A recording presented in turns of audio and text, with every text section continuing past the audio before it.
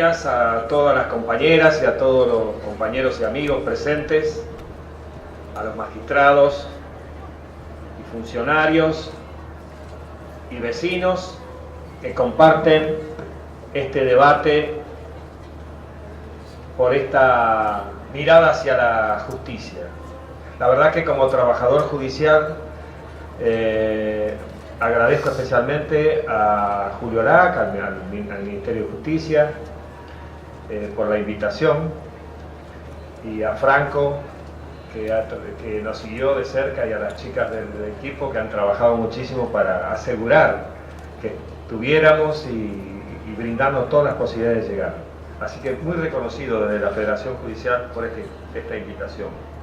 Y también porque los trabajadores judiciales tenemos una importante oportunidad en este ámbito y en otros de expresar, así como se ha dicho acá, quizás no todos los orígenes santos de muchos, el extraordinario compromiso de tantos trabajadores por un modelo de justicia distinto y un modelo de país distinto.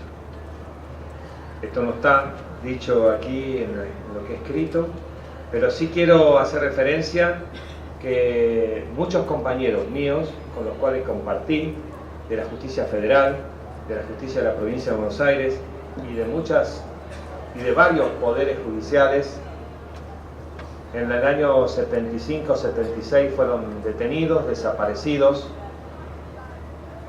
y hemos venido peleando por ellos. Otros sufrieron cesantías, aplicaciones de medidas disciplinarias sin ningún tipo de sumario, persecución, estar detenidos en la Argentina, exilios internos. Eso los trabajadores judiciales fuimos construyendo, a pesar de desarrollarnos en un ámbito reaccionario, casi feudal, el orgullo de ser trabajadores. Y fuimos construyendo nuestra identidad como trabajadores, no como parte del poder judicial. El poder son los jueces.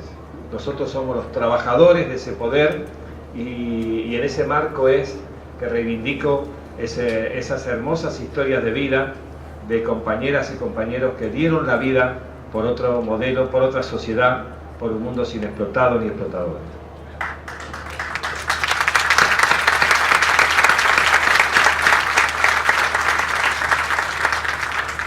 Para que mis opiniones sean mejor comprendidas, explico que nuestro gremio, la Federación Judicial Argentina, fundada en 1958, nosotros provenimos de la Confederación Judicial Argentina, que se fundó en el año 52.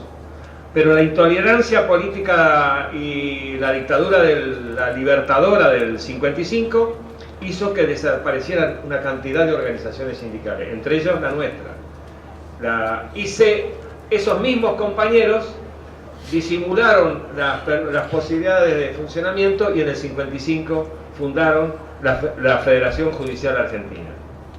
Es un sindicato de segundo grado con representación en casi todo el país, democrático, plural, autónomo de los gobiernos, de los partidos políticos, de nuestros empleadores estatales y de los patronales y del poder económico. Desde el principio, nuestro gremio se fijaron en el objetivo innegociable de dignificar las condiciones salariales y laborales de nuestro trabajo, pero también de cambiar la pésima historia de los poderes judiciales del país, por lo que no queremos ser cómplices de los jueces y funcionarios que merecen el repudio del pueblo que integramos, al que nos debemos y cuyo apoyo buscamos. De allí nuestro lema fundamental: por un poder judicial independiente y al servicio del pueblo. Ese objetivo se alcanza sumando a todas las voluntades posibles en la pelea por la democratización interna y externa de todo el sistema judicial y de la totalidad de sus actores, no solo de los jueces. Eso explica que la Federación Judicial y sus gremios, conscientes de que el poder judicial que tenemos funciona por regla como bastión, y aquí se ha dicho muy bien, no voy a repetir, de la antidemocracia que obstruye la liberación nacional y social, hayan propuesto reformas profundas, una y otra vez desde hace más de 20 años, especialmente desde 1993.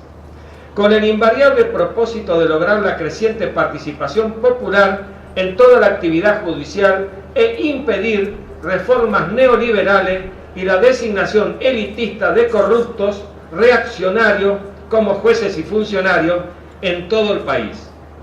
Hicimos esos aportes espontáneamente y cuando fuimos convocados en 1994 contribuimos, por ejemplo, en 3 provincias. La Constitución de Chubut, en su artículo 187, incluye un Consejo de la Magistratura con múltiple participación popular. Estoy seguro, y no lo voy a poner a consideración, que el 98% de los que están aquí presentes desconocen estas estructuras de integración y de participación popular. Y esto no quiero hablar mal. Hay una política mediática y del poder en general de volver invisible lo que es peligroso en el marco en serio de la democratización y de la participación. Estos ejemplos que voy a dar nunca han sido tapa de ningún periódico nacional ni de una página interna. En su artículo 187 incluye un Consejo de la Magistratura con múltiple participación. En la elección de un consejero no abogado por votación ciudadana, por cada una de las circunscripciones provinciales, más un consejero empleado judicial, no abogado, electo por sus compañeros, en la participación del pueblo, en las audiencias de exámenes y de entrevistas a los candidatos realizados en las ciudades de asiento del cargo vacante, en el derecho a objetar a quienes se postulan para los cargos judiciales y en la absoluta publicidad de todos estos actos. En Santa Cruz, en 1995, logramos la reforma constitucional, artículo 128 bis. El Consejo incluye un representante popular, dije ya unos cuantos años, por la elección ciudadana y otro por los trabajadores judiciales. Quiero aclarar que en nombre de la Federación Judicial Argentina, en ese momento y un año antes, se lo llevamos al entonces gobernador Néstor Kirchner, con el compañero secretario adjunto de la Federación Judicial, Jorge Izquierdo de Neuquén, la iniciativa de poner en marcha estos consejos de la magistratura con participación popular. Y el gobernador se entusiasmó con la idea y se plasmó esta iniciativa en el Consejo, en la Constitución Provincial. Y en Entre Ríos logramos el decreto 39 del 2003, que consagra la integración de un consejo con mayoría de representación popular, surgida de asambleas de organizaciones sociales y gremiales, de un empleado judicial no abogado electos por sus compañeros y representantes electos por las universidades de la provincia para ampliar la participación popular en el proceso de selección de jueces y funcionarios. Estos antecedentes silenciados, como ya dije antes, por medios e incluso autoridades, legisladores, y ignorados en sucesivas reformas, han sido incluso tomadas en otros estados. Yo puse ahí entre un antecedente que fundamos la Coordinadora de Judiciales del Cono Sur, con judiciales de Uruguay, de Brasil, de Chile, de Bolivia, para impedir el avance del Banco Mundial y todas sus iniciativas de disciplinamiento a que el Poder Judicial sea una sucursal de un mercado, o sea que el mercado rige las leyes del Poder Judicial. Acaba de tomar hace poco tiempo en el Estado plurinacional de Bolivia algunas de nuestras iniciativas que fueron entregadas en su momento a la que hoy es ministra de Producción, la ministra Morales. Hacen que desde hace 18 años los trabajadores judiciales vengamos aportando conocimiento y experiencia para cambiar la oscura historia del nombramiento de nuestros jueces. No nos quedamos en las propuestas y pasamos al reclamo directo de cambios históricos en la justicia con los compañeros judiciales de la CTA, los abogados laboralistas, las asambleas populares surgidas en el 2001, y con las madres de Plaza de Mayo y muchos organismos de derechos humanos frente al Palacio de Tribunales. Una y otra vez exigimos la expulsión inmediata de la Corte menemista antes de la asunción del presidente Kirchner. Y luego, cuando este arremetió contra los cortesanos de la mayoría automática, desde esa visión decidimos nuestro respaldo a los decretos presidenciales del 2004, que abrieron el control popular a la designación de todos los jueces. Participamos opinando, no siempre a favor, en los nombramientos de los jueces de la Corte Suprema, e interpretamos junto a la mayoría inmensa del pueblo como un suceso histórico que el presidente de la Nación, por propia y pública decisión, asumiera la política de afianzar la independencia del Poder Judicial, designando para ese cargo a personas sin sospechas de parcialidad hacia el oficialismo. Al cabo de casi 10 años, esa actitud sigue siendo valorada por el pueblo democrático sin distinción de bandería y no debiera ser olvidada a la hora de las reformas judiciales en curso. En la actualidad somos más de 60.000 judiciales en todo el país. Más de la mitad de nosotros se ha capacitado con estudios universitarios y terciarios en Derecho y una amplia gama de disciplinas científicas y sociales que deben concurrir a la construcción de un poder judicial más abierto, cercano a las necesidades de la nación y del pueblo, sin anteojeras elitistas.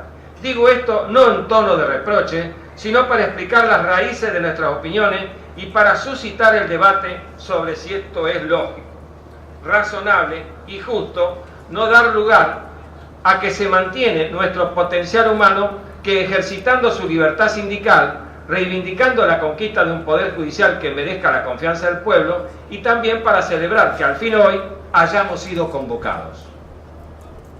En lo específico de la convocatoria decimos que nuestra federación y su gremio valoran las iniciativas a favor de la transparencia de los actos y de la conducta de la vida de los empleados, funcionarios y magistrados, en cuanto coinciden con lo que hemos reclamado y venimos cumpliendo desde muchos años en nuestra labor judicial.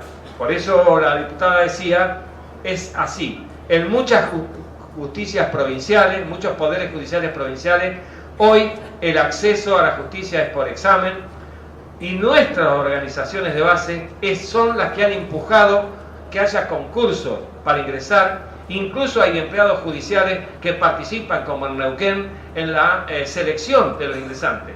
Pero también hay concurso y se toma como prioridad la idoneidad también para los ascensos, tema que me voy a referir ahora. Por otro lado, respaldamos la imposición legal de todas las formas de publicidad de los actos judiciales. Así somos defensores reclamantes del ingreso democrático a la función judicial y a las públicas en general, por ser consecuencia directa del mandato del venerable artículo 16 de la Constitución Nacional, y porque estamos profundamente interesados en que el ingreso de nuestros compañeros no sea utilizado para crear una deuda paternalista de gratitud y de obediencia indebida con los jueces, como ocurre habitualmente. Además, reivindicamos el principio de idoneidad que también debe manifestarse en la carrera judicial, tal como lo venimos reclamando de nuestros empleadores estatales, casi siempre decididos a reservarse el derecho al dedo y la completa discrecionalidad, transgrediendo sistemáticamente nuestros derechos. Por eso apoyamos la decisión que hace pocos meses adoptó en ese sentido la Defensora General de la Defensa Pública, en uso de sus atribuciones. Saludamos esa iniciativa en la defensa pública. Es una bocanada de aire fresco dentro del Poder Judicial de la Nación. En plena coincidencia en la preocupación y en la acción por garantizar un ingreso democrático, los compañeros, a nuestros juicios desemboca en una pregunta ineludible acerca de si es coherente no completar con la misma enjundia el requerimiento de que también sea democrático el desarrollo de toda la relación del empleo público de los judiciales, o sea, la carrera. De otro modo, ¿de cuánto serviría a la democratización del Poder Judicial imponer que la iniciación de esa relación fuera democrática si a partir de allí se siguen replicando el paternalismo y el autoritarismo, los múltiples abusos y violaciones de derechos laborales y civiles de los trabajadores judiciales en todo el país, ejecutados por una enorme cantidad de magistrados, funcionarios de todos los niveles del sistema, amparados por autoridades provinciales que representan a los sentados empleadores? Para muestra de ello basta un párrafo del proyecto de ley sobre ingreso democrático. Está en discusión en la Cámara de Diputados. Ojalá se modifique en este sentido que lo voy a plantear. donde se ratifica el estatus legal de diversas formas de precarización que violan el derecho constitucional a la estabilidad en el empleo público. Se modificó. Se modificó.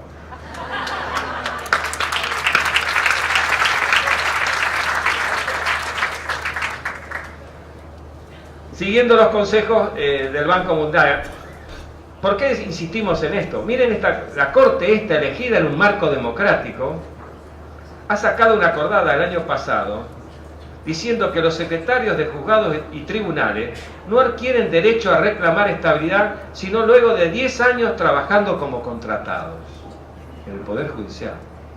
Entonces, la Corte establece estos niveles de inseguridad. La gravedad de la situación es indisimulable, tal como lo ha advertido el Comité de Libertad Sindical de la OIT, al reclamar al Gobierno Nacional que cumpla con el artículo 5 del Convenio 154 de esa organización, para que se cumpla con la obligación de reconocer a los trabajadores judiciales del país el derecho a la negociación colectiva de las condiciones de trabajo, negado también por las Cortes y esta Corte. Solamente en 3 provincias tenemos paritarias, en discusión paritaria por ley, en Neuquén, en Santa Cruz y ahora en Mendoza. En Córdoba está la ley Sapia de hace mucho tiempo, pero la Corte cordobesa se resiste a discutir paritarias con los trabajadores. A pesar de la conocida jurisprudencia favorable a la observación de las decisiones del órgano de OIT, como también que la inmensa mayoría de las provincias se niega.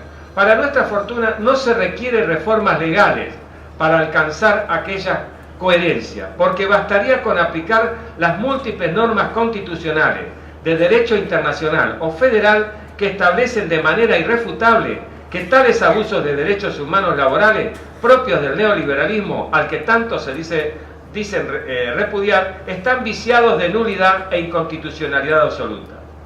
Quiero decir que la Corte se presentó ante la OIT a requerimiento del Poder Ejecutivo Nacional el año pasado y le dijo a la OIT que no nos correspondía a los trabajadores judiciales discutir paritarias y consecuentemente firmar un convenio colectivo, acordar un convenio colectivo, porque los trabajadores judiciales teníamos los mismos derechos que los jueces y no teníamos las mismas obligaciones. Es más, dijo la Corte, a la OIT tienen las mismas vacaciones que los jueces.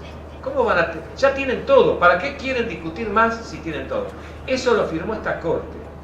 Y la OIT, a raíz de este brulote de la Corte, por decir prudentemente, acaba de observar a la Argentina, al Gobierno Nacional, diciéndoles, señores, apliquen las leyes vigentes en la Argentina, los trabajadores judiciales tienen derecho a discutir paritarias como cualquier otro trabajador. Solo hace falta que las autoridades judiciales y de gobierno reviertan su actitud, objeto al que contribuirían en gran medida que los presentes incluyamos en nuestras conclusiones un pronunciamiento que así lo reclame, porque es incoherente trabajar por un sistema judicial democrático sin despojarlo de la naturaleza autoritaria, paternalista, antisindical y jurídicamente punible que predomine en las relaciones laborales internas. A todas y a todos, muchas gracias por darnos la voz a los trabajadores.